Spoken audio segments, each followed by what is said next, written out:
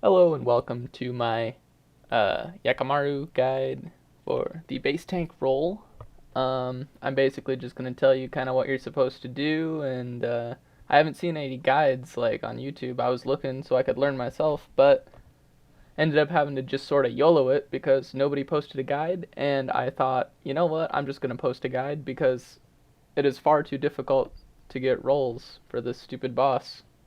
So, yeah, that is my reason for this guide.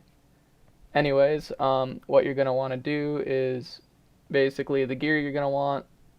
You're gonna want like say ports gear, or tier 90 armor, whether that be the raids armor, which is super good for the resetting of defensive abilities, and or you could use the tier 90 power armor. Either way, personally I like to use mage for this, but that's just my personal preference. You're gonna want to bring basically a yak full of rocktails, a handful of Ceradomin brews, overloads, um, adrenaline potion, just basically kind of the normal PVM stuff. There's really nothing in this that can really one hit you too bad that you can really avoid. So if you get one hit, it's usually not your fault, but it might be, so just stay tuned. We'll talk about that later. Anyways, let's get right down to it. So basically, when the kill starts, what you want to make sure you're doing is you're freedoming a lot. What I like to do is I like to use like preparation and resonance and stuff just so I can get my HP back up to full, and then use devotion so I can just kind of chill there. It's pretty simple, like you just continue to build adrenaline with your basic abilities, blah blah blah. You're not really trying to DPS at this point. So now, Yakamaru is going to hop over, and for this pool in particular, what you want to do is you want to pray range as you're running over there, and provoke immediately, and right as you get up next to Yaka, switch to mage pray. This is the Tendril pool, which is the one that likes to shoot tendrils at the base tank, which can totally screw you over. So, my preference here is to use immortality right first, and then you will get killed with tendrils fairly quickly, and then it revives you, blah blah blah. It's important to count the hits. I didn't count the hits, so you see me absolutely fail at the whole blocking tendrils thing, but I only did that just because I ran out of immortality. So continue just rotating defensive abilities, using freedom to freedom your drenches. You'll see that as you're using devotion and you continue getting drenches, that devotion will you'll end up getting hit like 2s instead of 1s, and then up to 3, 4. And basically just to make that number smaller, you just want to use freedom just kind of as often as humanly possible.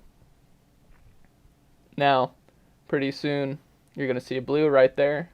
Yakamaru does this weird thing where he kind of looks at the sky, and you count 5 attacks, and on the 5th attack, Yakamaru is going to do the tendrils thing.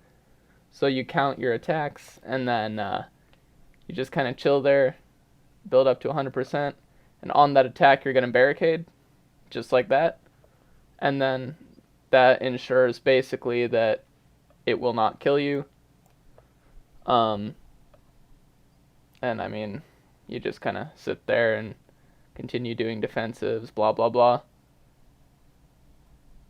It's super handy to have the raids armor just because you'll see how often I'm able to use devotion, and that saves you a lot of food.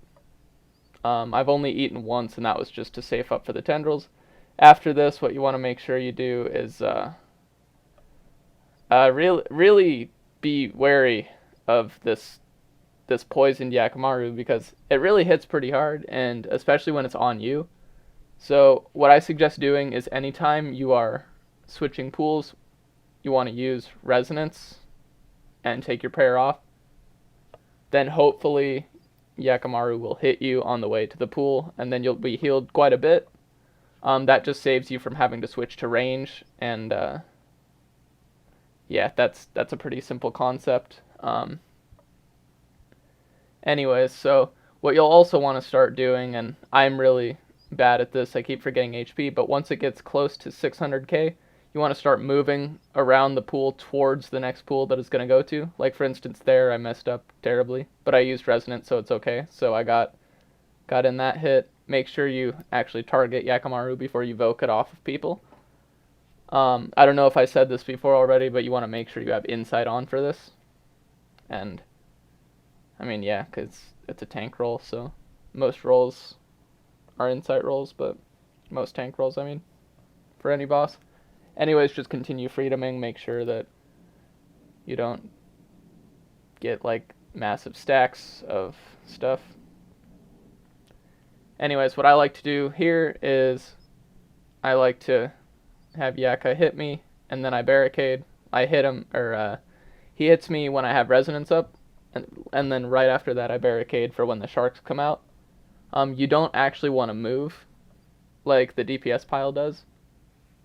Just, that's kind of how you do it. I don't know. That's how I was taught. I mean, I'm sure, I guess you could surge away and do all that stuff, but then you'd have to switch prayers and blah, blah, blah. Just so much more difficulty than it's really needed. So again, you're just going to continue to DPS Yaka down and just keep doing what you're doing on this pool. Continue rotating defensive abilities. One of the most important ones, like I said, Devotion. Always use Reflect, Debilitate, all that stuff. What I like to do usually is I'll use Resonance like constantly, and then immediately after the res goes off, I'll use Reflect. If your team is good, then you should have enough Dread Nips to stall Yakamaru so that you have Barricade off cooldown again. And I mean, that's a fairly simple concept. Anyways, so you run back, like, see how I just used Resonance, because I'm not sure if it's going to hit me with range or what. But, so it just hit me with range right there. And that's why I did that. Because if I had gone MD, but it had hit me with range and I used the wrong prayer at the wrong time, could have totally screwed me over. I gotta say, I was kind of an idiot here, and I risked it a little much. But usually I would suggest just kind of eating up and stuff like that. What I did here was something I just had the opportunity to do solely because I had brought nature runes, and that was I entangled the jellyfish so I didn't have to worry about it. The DPS pile will usually deal with jellies fairly quickly, but whenever I base tank, I always also back up north tank, just because that's a role I can do and I enjoy north tanking, and I will be making a north tank guide fairly soon as well, but I just wanted to get the base tank guide out there for now. So yeah, you would entangle jellies if they were annoying you or on you, and that just makes your life a little easier. So once again, get ready to switch pools. Use Resonance right as you're about to get up there. And look, oh look, 1800 heal, not bad. Just make sure you're standing kind of far away from the deeps, like, because they can get drenched as well, and then that hurts them, blah, blah, blah. Simple concepts. The interesting thing about this pool is the sand really hurts your tanking abilities. For one thing, when it sands, it puts all defensives minus provoke, and I think it is actually just minus provoke. I think provoke is the only one. Oh, I guess preparation too, now that I'm looking at it. But it puts all of those on cooldown, and so that really kind of hurts your tanking abilities, because you can't use any actual tank abilities. So what I would suggest doing as a tank is using Rejuvenate right before you think it's going to sand, especially if you're not at full HP. And I don't think it cancels Rejuvenate, but I could be wrong. But either way, Rejuvenate is definitely a fantastic ability to use even after Sand, because it brings you from half HP to full, pretty much. Anyways, what I also like to do when I'm basing is, when I get sanded and I'm not one of the people that's freed, I like to basically just call base instead of free, because then people actually know where you are. Now here's an annoying case where Yakamaru has decided to leave me be, and basically you just want to grab a few people and then you want to run back so that you don't end up getting people drenched and all that annoying stuff. Continue using freedom and, you know, all your tank things that you want to do.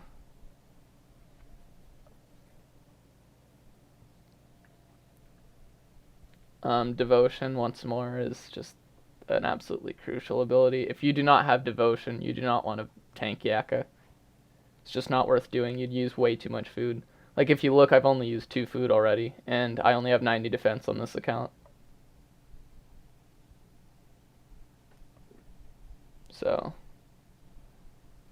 I think it's also worth noting that if you have both abilities off cooldown, it is like Reflect and Freedom. You want to use Freedom first, then Reflect. And that really helps your damage and stuff. Yeah, I'm really running out of things to say on this guide, but, you know, it's just filler. At this point, it's just filler. We've done 3 pools, and I'm simply narrating myself tanking something, which is absolutely annoying.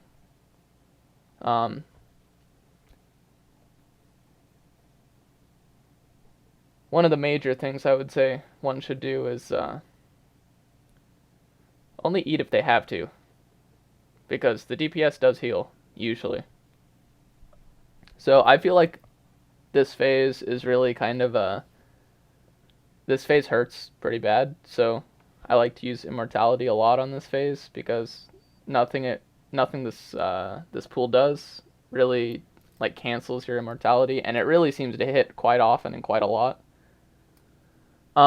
In some instances, people will want your base to be the stunner, but I always forget to stun, so I'm like, hey, someone else do it. So that's kind of my reasoning behind that. I don't stun, but, you know, that's just me. I'm sure if you're watching this, you can become much better than I am at this and probably be a stunner.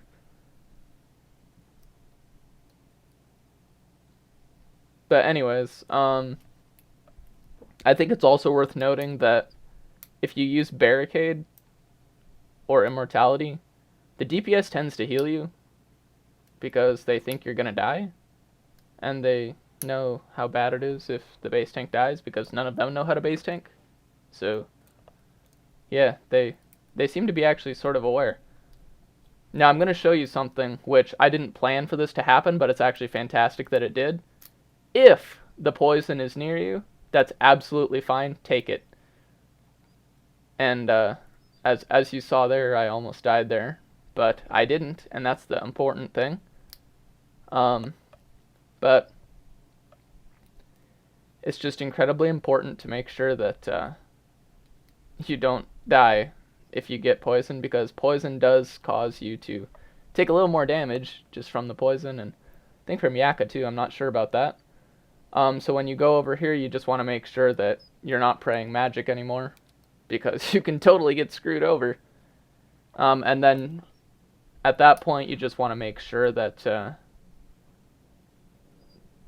that you go and take over base yet again. So when you're preparing for Mirage phase, and this is just me, but I really prefer to have full HP going into Mirage phase, because if you get caught with Tendrils, I mean, you'll die. I mean, it's awful. And you don't want to end up having the DPS need to deal with anything more, because evidently, with most of the teams I've been on, evidently it's hard enough to block a pool. So as long as Yakka isn't on you, or isn't on them, they can usually function fairly well, and you'll get the kill.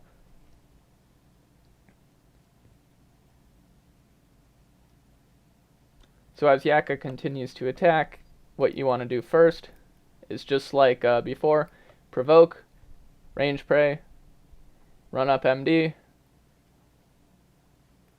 use some abilities, be mindful of the tendrils. That's why I've got my mouse over barricade just in case. So I think I'm just going to barricade now just because I'm getting a little low and I don't want to get screwed over. So basically I'm just going to safe up. I know that within the next couple seconds Yakka's going to die, so I don't really need barricade unless he used it when I actually had it up. So that's absolutely fine. Now you're going to want to pray range again. Then as you get up to this pool, you're going to want to provoke again. It's exactly the same as before. Now I'm going to show you one of the instances where you can totally get KO'd. You just saw me get hit 5k back to back. And quite simply, this is what happens when one of your North tanks die. Well, that's not your fault, and it's important, as you see me there, to call when a North tank dies because someone else needs to take it over. Now, I lucked out, and our team managed to get that kill because someone did end up going to North tank after they saw my message. It's just it's really important to just make sure that you really know the rest of your team knows exactly what's going on. So yeah, but unfortunately I can't show you the last two pools, but honestly it's exactly the same as normal, except you're not going to the middle pool. With sand, you just kind of want to, I don't know, you don't even have to MD base that one. I mean, I prefer not MDing it just because I don't like getting hit with magic when there's another pool up there in case another North tank dies or whatever. That way you don't get KO'd. But I mean, it's entirely up to you. And in all honesty, after Tendril pool, you don't even really need a base tank. So if you want, you can just sit there and put on your main hand and offhand and whatever the heck you want to do and just DPS the crap out of it. I mean, that's entirely up to you. Anyways, that does it for my my main tank guide, and I will be doing a North tank guide fairly soon so that I can help avoid the things that happened this kill where I got KO'd due to the inexperience and of North tank or lag or whatever it might be. But I will be making that guide shortly, and I really hope this helps you guys out because I just see a severe lack of North tanks in the FC that I use. That FC is Raid Space FC. It's a totally awesome FC run by one of my buddies, and yeah, so I just think you guys should go check it out, and good luck on your Yakka kills.